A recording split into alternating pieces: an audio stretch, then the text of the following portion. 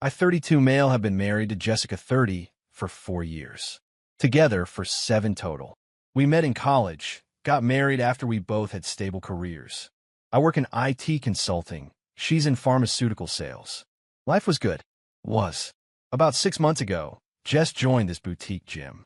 You know the type, $200 per month, classes named like Booty Blast and Core Carnage. Everyone wearing matching sets that cost more than my work clothes. She loved it. Started going 5 days a week, sometimes twice a day. Enter Rodrigo, her personal trainer. First time she mentioned him. My trainer Rodrigo is amazing. He really pushes me. Month 2. Rodrigo says I have incredible potential. He's designing a special program just for me. Month 3. She was texting him about nutrition at 10 p.m. I'm not an idiot, but I'm also not insecure. She's coming home to me every night. We're still intimate. Life seems normal aside from her new fitness obsession. Whatever. We all need hobbies. Last Thursday, we were having dinner. She'd made this whole production, candles, wine, the salmon I like. Red flag number 1. Babe, I want to talk about something. Promise you'll keep an open mind? Sure. So, I was listening to this podcast about modern relationships. Here we go. And they were discussing how monogamy is kind of outdated. Like, biologically, we're not meant to be with one person forever. I put down my fork. Okay, and I was thinking, what if we tried something different? Just once. Like a hall pass situation. A hall pass. Just one time, to explore. To make sure we're choosing each other, not just staying together out of habit. I sat back. And I assume you have someone in mind for this exploration? She blushed. Actually blushed. I mean, Rodrigo and I have chemistry. It's just physical. It wouldn't mean anything. Rodrigo, the trainer. You could have one too. Anyone you want. That girl from your office you mentioned is pretty, Kiera. Kiera. My co-worker, who Jess has been weird about since our company Christmas party. The one she stalks on Instagram and makes snide comments about. Her dress is so desperate. Who wears that much makeup to work? That Kiera. I took a sip of wine. Thought about it. Then laughed. You know what? Shoot your shot. Her eyes went wide. Really? Yeah. Go for it. And I'll take you up on that hall pass too. She practically vibrated with excitement. Oh my God, really? You're the best. When should we dash? I'm thinking next weekend works for me. You? Yeah. Next weekend. She spent the rest of dinner glowing, texting on her phone. Probably Rodrigo. I finished my salmon and started making my own plans. See, what Jess didn't know was that Kiera had invited me to a work conference next weekend. I turned it down because it was in wine country and I didn't want to deal with Jess's paranoia about me traveling with an attractive female colleague. But now I had a hall pass. Update 1. Friday morning, I told Jess I was heading out for my hall pass weekend. Oh, where are you going? Wine country. That work conference I mentioned a while back. Her smile froze. The one Kiera's attending? Yeah, she invited me weeks ago. Perfect timing, right? But I thought you'd just meet someone at a bar or something. Why would I do that when I have permission to spend a weekend with someone I actually have chemistry with? Chemistry. Your words, babe. Chemistry. Just physical. Won't mean anything. She followed me around as I packed. But a whole weekend? I was just thinking one night.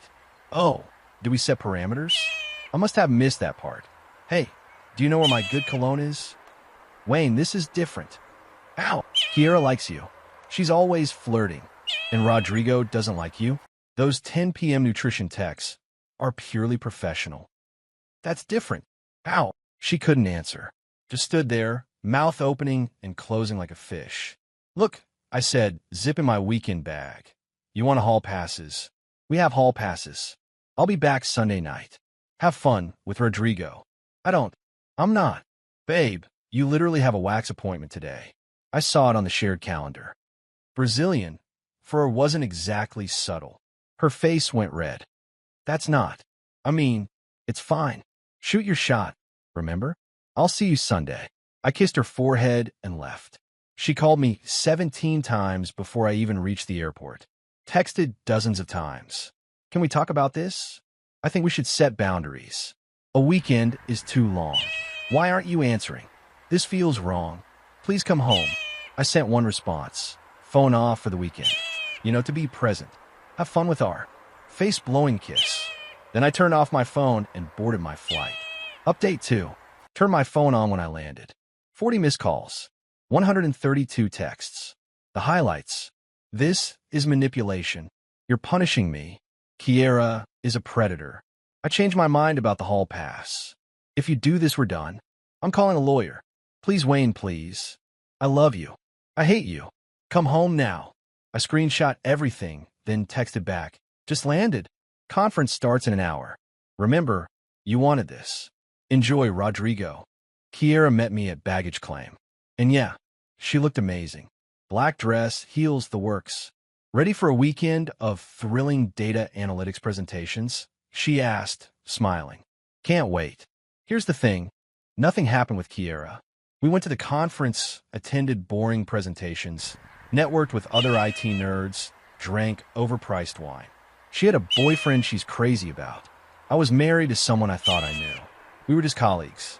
But Jess didn't know that. I posted exactly 3 things on Instagram that weekend. 1.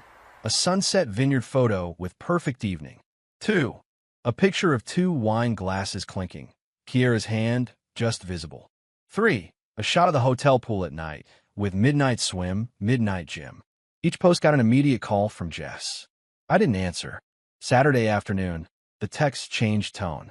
I didn't go through with Rodrigo. I'm home alone. This was a mistake. I don't want a hall pass. Please just talk to me. Then, around 8 p.m. Saturday. Fine. If you're with her, I'm calling Rodrigo. Do what makes you happy, babe, thumbs up. Sunday morning, I woke up to chaos. Apparently, Rodrigo came over, but it didn't go how Jess imagined. According to her frantic texts, Rodrigo was confused. He thought she wanted extra training sessions. When she tried to explain the hall pass, he got uncomfortable. Told her he doesn't get involved with married clients. Said it was unprofessional and he has a girlfriend. A girlfriend. The text got wild. He has a girlfriend. He thinks I'm pathetic. I ruined everything. This is your fault. How is her trainer having a girlfriend my fault? No idea. But according to the next 20 texts I had, manipulated her into this. Known Rodrigo was taken. Planned this humiliation. Ruined her gym experience. Destroyed their professional relationship. Then came the kicker. I know what you're doing with Kiera. I'm driving to wine country. Oh no, she wasn't. She was. She showed up at the hotel Sunday morning. I was at the continental breakfast with Kiera and 3 other colleagues when Jess stormed in looking like she'd driven all night. Because she had. Where is she? Everyone stared. Kiera, sitting right next to me, raised her hand awkwardly. Hi Jessica. You. Jess pointed at her. Stay away. From my husband. We're at a work conference. Don't play innocent. I know what's happening here. I stood up. Jess, let's talk outside. No. Let everyone know what kind of homewrecker she is.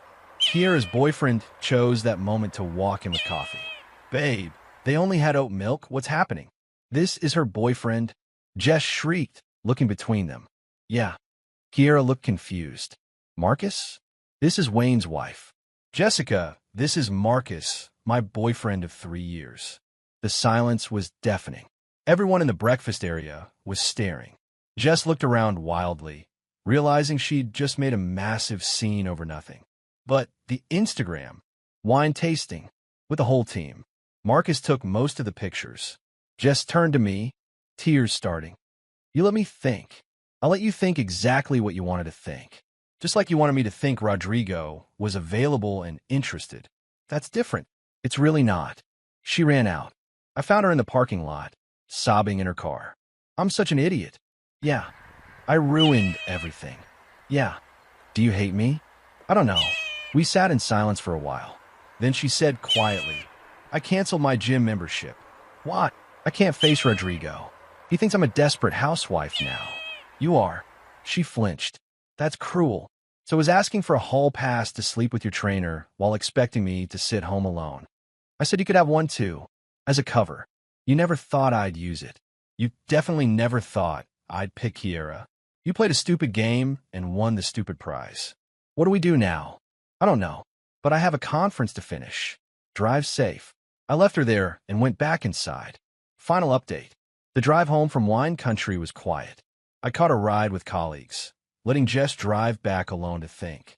When I got home Sunday night, she was on the couch, looking rough. "We need to talk," she said. "Okay. I've been thinking about why I did this. The whole past thing. And I think I was bored. We've been together so long. The gym was exciting. Rodrigo made me feel young and wanted. I got caught up in a fantasy. A fantasy you tried to make reality. I know. I'm sorry.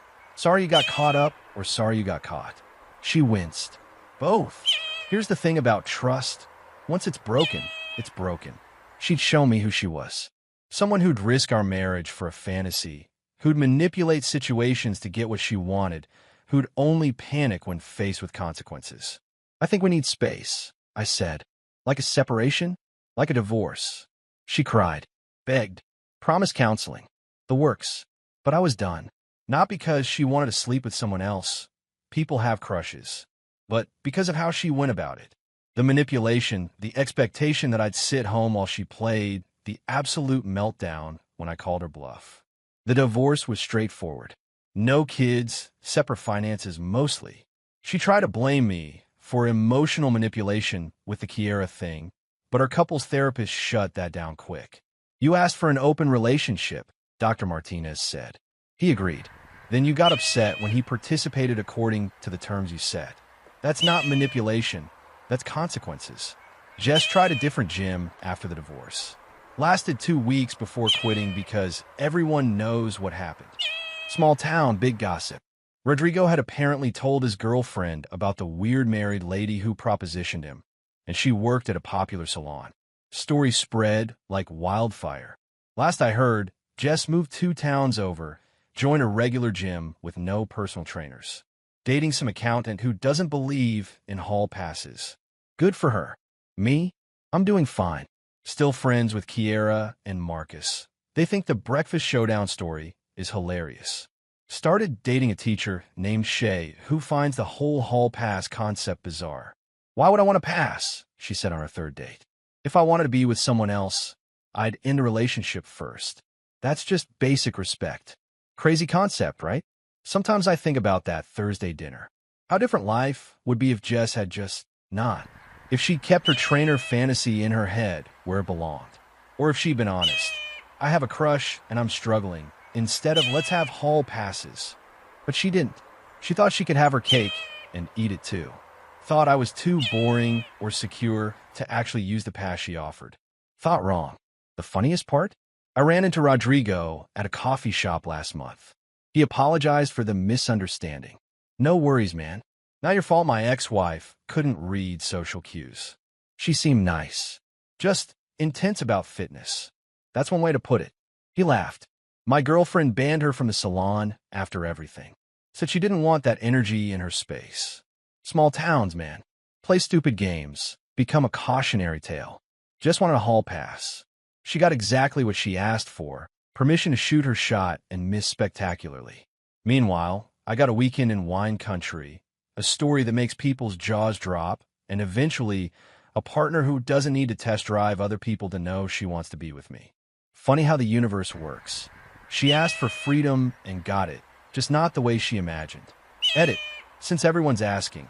Yes, the conference was real. Yes, it was boring. The most exciting part was explaining to my boss why a crazy woman was screaming about homewreckers at breakfast. He laughed so hard he approved my expense report without questions. Silver lining.